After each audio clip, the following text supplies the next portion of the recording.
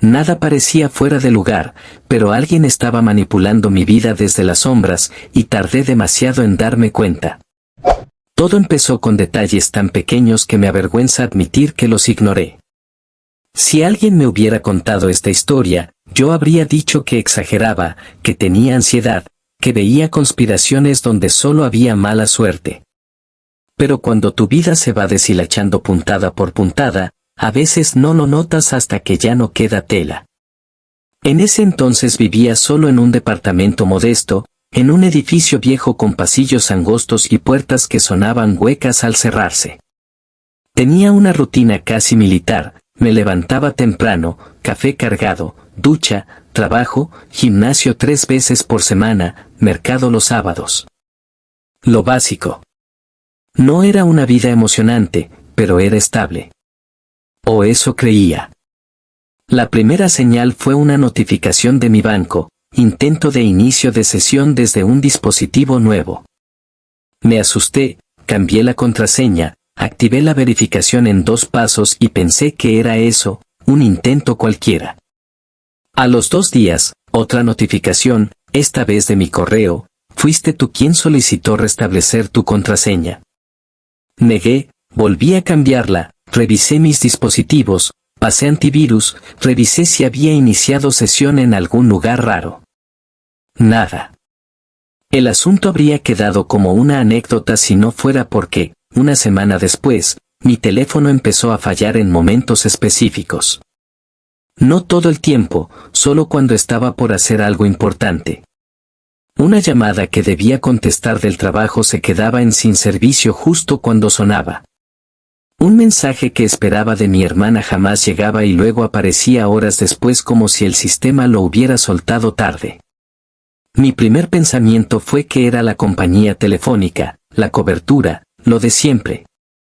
Luego vino lo que realmente me puso incómodo, mi llave.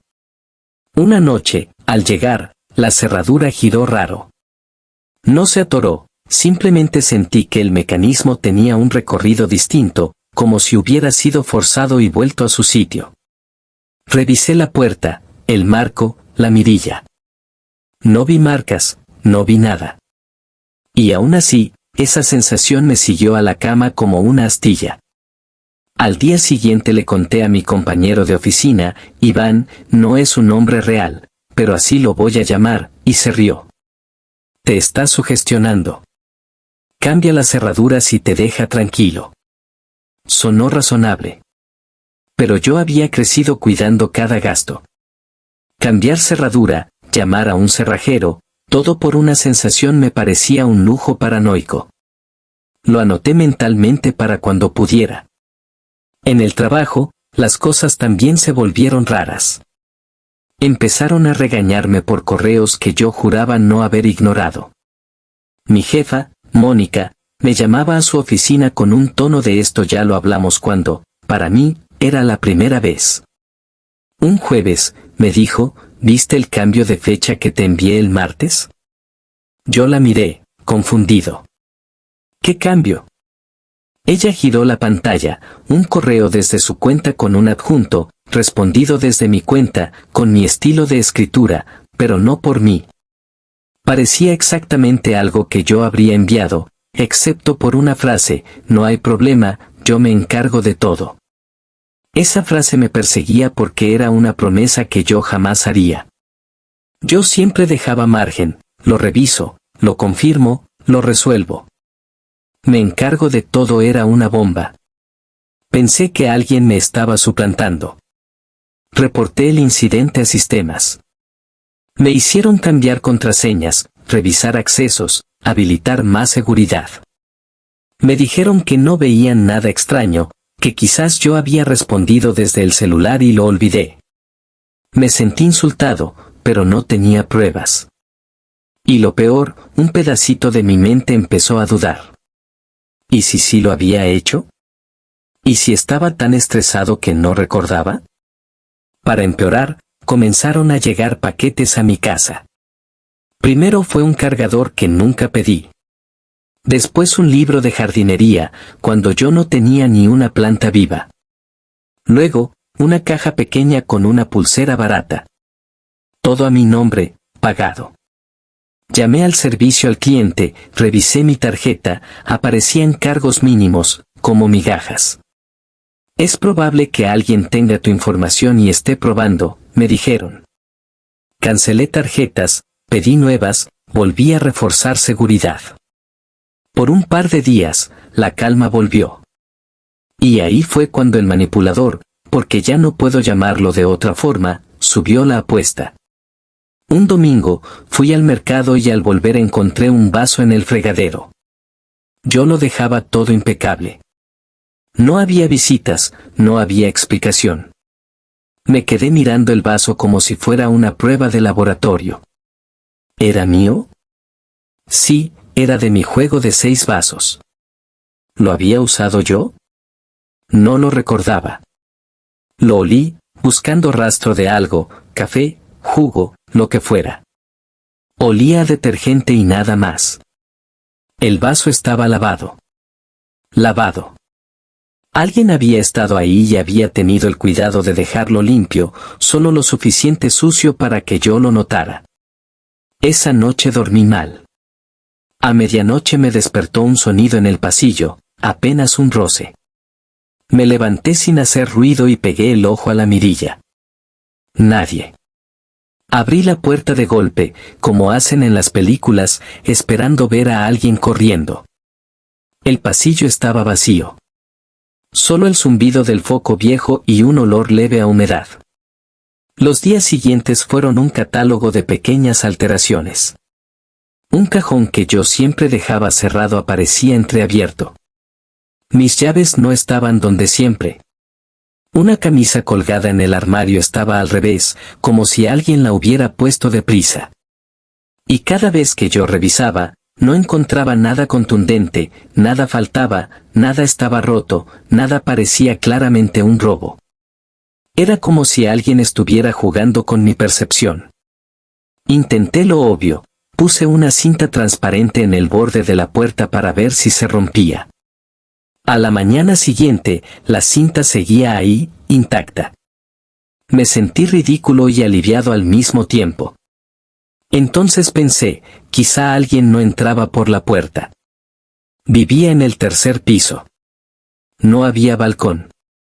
Pero sí una ventana en la cocina que daba a un patio interno con escaleras de mantenimiento, esas metálicas que nadie usa. La ventana tenía rejas, sí, pero también un pestillo antiguo que siempre me pareció débil. La revisé, cerraba. Aún así, esa noche puse una silla trabada contra la ventana, como si eso fuera a detener a alguien decidido. Al otro día, al volver del trabajo, la silla estaba exactamente donde la dejé. Pero la ventana tenía marcas de dedos en el vidrio, del lado de adentro. Me quedé helado. Eran sutiles, como si alguien hubiera apoyado la mano con cuidado, sin apretar. Pasé un paño y desaparecieron, claro, pero en mi cabeza ya se habían tatuado. Fue entonces cuando cometí mi primer gran error, le conté a demasiada gente. Llamé a mi hermana y le dije que sentía que alguien entraba. Ella, preocupada, me dijo que fuera a su casa, que no me quedara solo. Yo me negué por orgullo. Se lo conté a Iván. Me miró con esa mezcla de burla y compasión que te hace sentir un niño. Hermano, estás viendo fantasmas, repitió. Se lo conté a un vecino del 4º piso con quien a veces coincidía en la escalera, un tipo amable llamado Sergio. Me dijo, aquí han robado antes, pero siempre se llevan cosas. Lo tuyo suena raro. Raro. Sí. Raro era la palabra perfecta. Decidí actuar en serio. Compré una cámara pequeña de esas que se conectan al celular. La escondí en la repisa más alta, apuntando a la sala.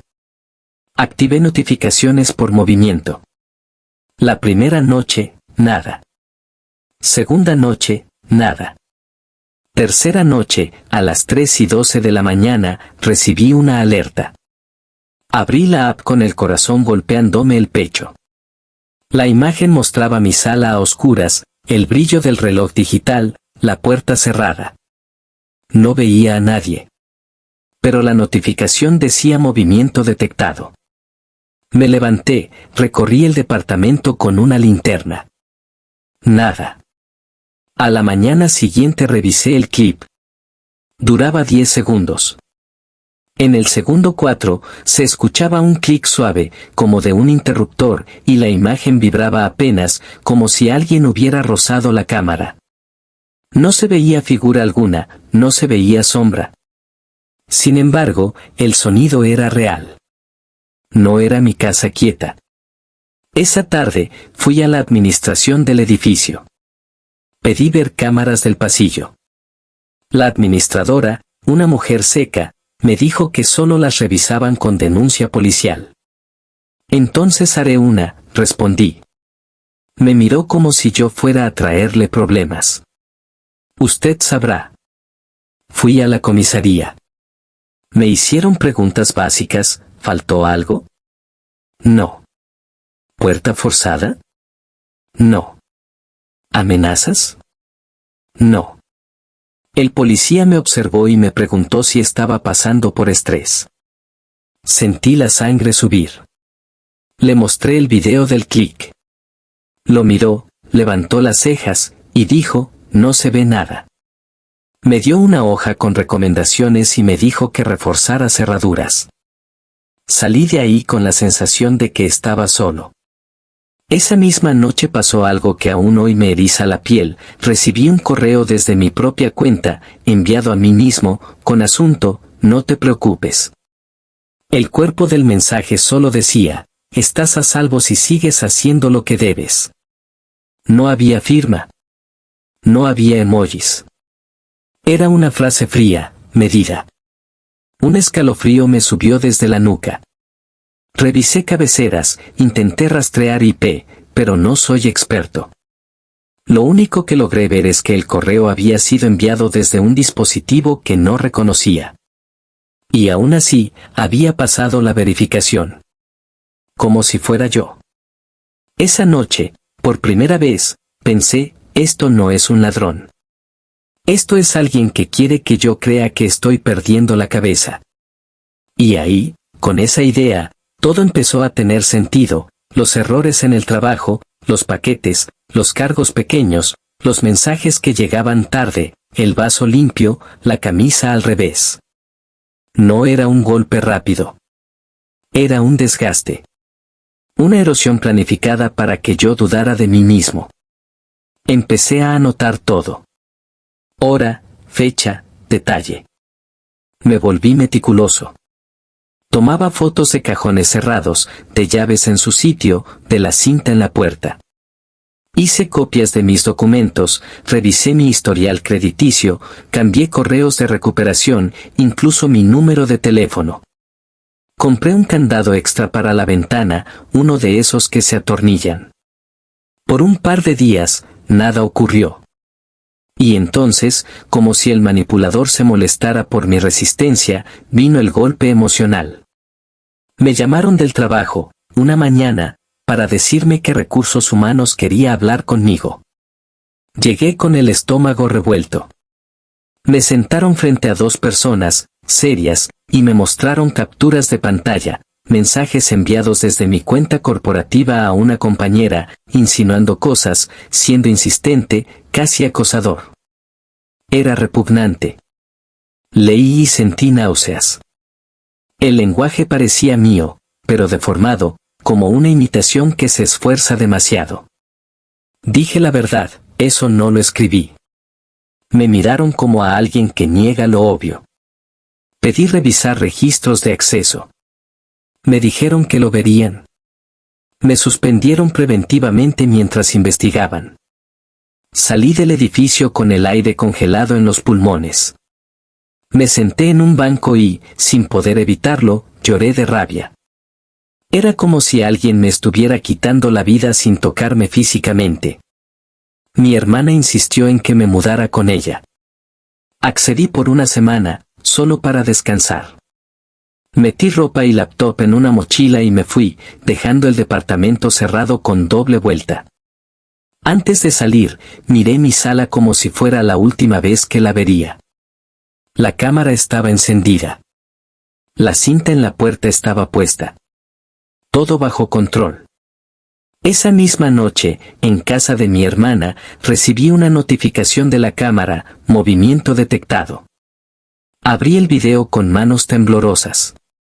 La sala estaba iluminada tenuemente por la calle. Y entonces lo vi, una silueta, encapuchada, entrando desde la cocina.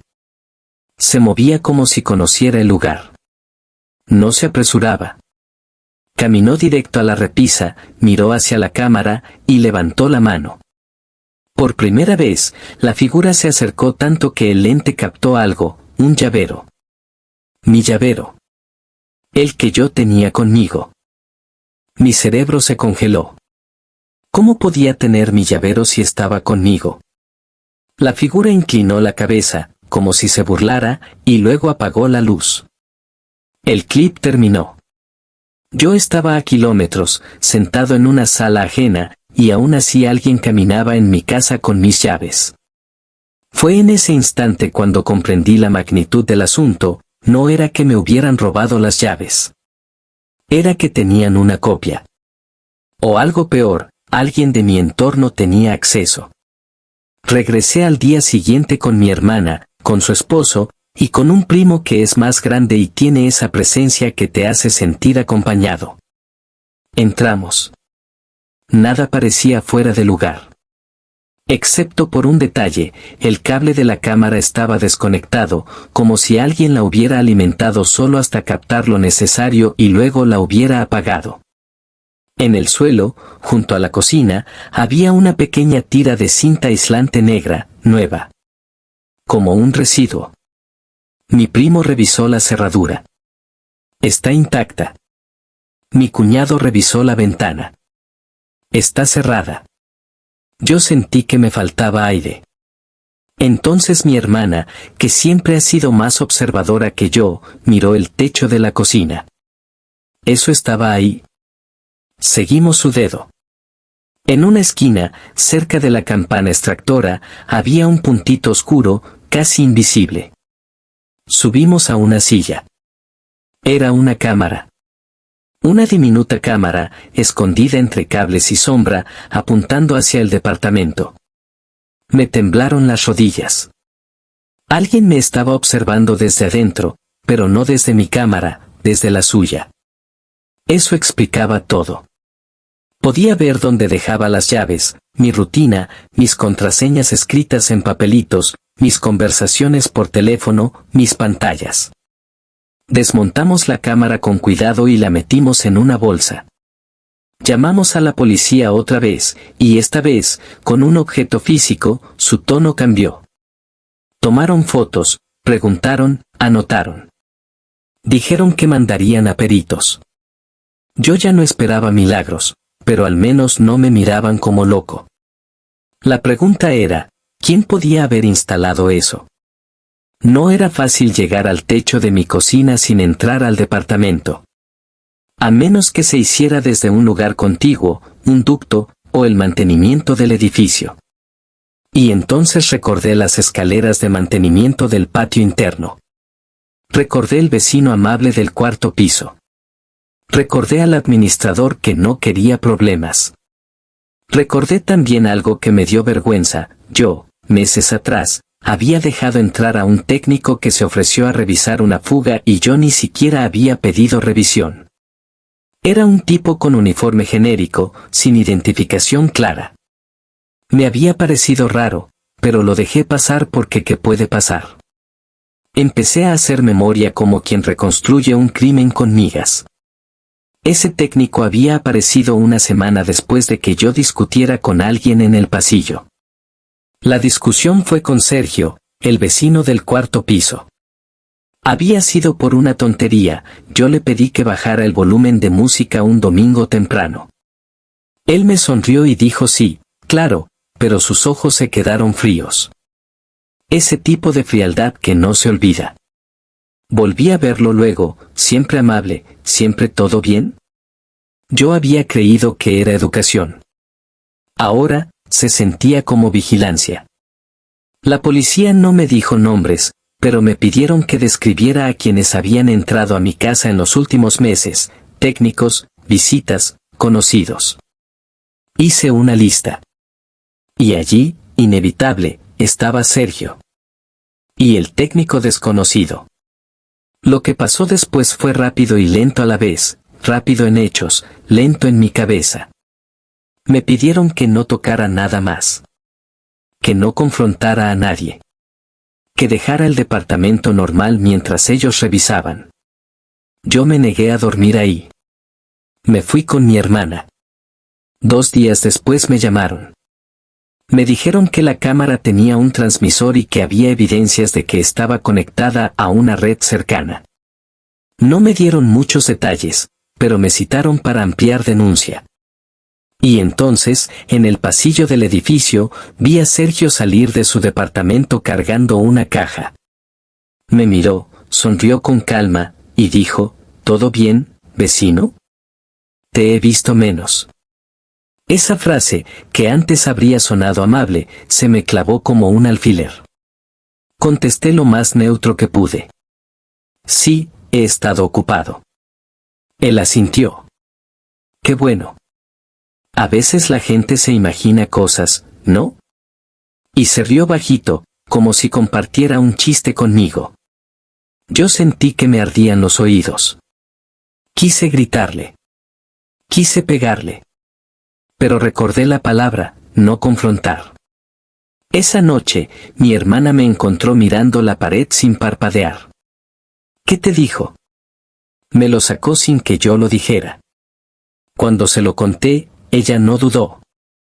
Ese tipo sabe. Y sin embargo, la parte más cruel de todo esto es que la manipulación ya había cumplido su objetivo, yo dudaba de mí mismo incluso con pruebas. Me sorprendí pensando, ¿y si Sergio solo es raro? ¿Y si estoy encajando piezas donde me conviene? Esa voz interna era, precisamente, la victoria del manipulador. Una semana después, la policía me informó que habían identificado a una persona vinculada a accesos indebidos en el edificio y que había una investigación en curso. No me dieron más. Yo quería un nombre, una certeza, un cierre. Pero la vida real no siempre entrega finales perfectos. Lo que sí obtuve fue algo concreto, un cambio. Me mudé. No eventualmente, no cuando pudiera. Me mudé ese mismo mes, aunque me doliera económicamente. Cambié de número, cambié de correos, cambié de banco, de rutinas, de gimnasio. En el trabajo, Sistemas logró demostrar accesos desde un equipo externo, y mi suspensión se levantó, aunque la mancha emocional tardó en irse. Algunas miradas ya habían decidido antes de la evidencia. De vez en cuando, todavía recibo correos extraños. Nada explícito, solo intentos de restablecer contraseñas, notificaciones de accesos. Como si alguien, desde lejos, probara si sigo siendo alcanzable. Pero ahora tengo capas de seguridad, alertas, y sobre todo una regla, no minimizo mi intuición. A veces, lo que más me atormenta no es recordar la silueta en mi sala, ni el correo de no te preocupes, ni la cámara escondida. Lo que me aterra es lo fácil que fue. Lo fácil que es mover piezas pequeñas para que una persona se rompa por dentro sin que nadie lo note. Un vaso lavado. Un mensaje perdido. Una frase que yo no diría. Un paquete absurdo. Todo para que yo pareciera inestable, para que mi credibilidad se evaporara antes de que yo pudiera pedir ayuda. La última vez que pasé por mi antiguo edificio fue por un trámite. Vi el pasillo, el foco viejo, el olor a humedad. Me quedé mirando la puerta del departamento que ya no era mío. Sentí una mezcla de alivio y rabia. Y entonces, mientras esperaba el ascensor, vi a alguien que no esperaba, Sergio, otra vez, pero sin esa sonrisa. Me miró un segundo, como si me midiera, y se metió en el ascensor sin decir palabra. Cuando las puertas se cerraron, alcancé a ver su mano. Llevaba un llavero metálico con muchas copias de llaves distintas, todas iguales, todas impersonales. Pude haberme dicho que era casualidad. Que era un trabajo. Que era cualquier cosa. Pero ya aprendí, el infierno empieza cuando uno se obliga a dudar de lo que ve. Yo tardé demasiado en darme cuenta de que alguien estaba manipulando mi vida desde las sombras. Esta vez, no voy a tardar.